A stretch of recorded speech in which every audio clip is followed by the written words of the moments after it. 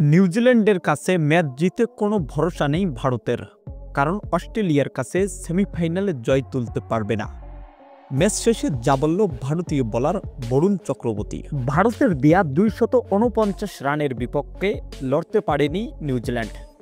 Kane Williamson out হলে match তাদের হাত থেকে বের হয়ে যায়, ফলে 44 রানে জয় তোলেন ভারত।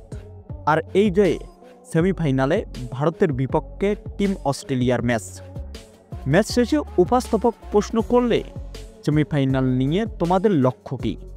এ সময় বরুণ চক্রবর্তী বলেন, অস্ট্রেলিয়া তো খুবই ভালো দল, এর আগেও টেস্টে তাদের কাছে হারতে হয়েছে ভারতের। এদিক থেকে নিউজিল্যান্ডের কাছে ম্যাচ জিতে সেমিফাইনালের জন্য কোনো ভরসা পাচ্ছি না।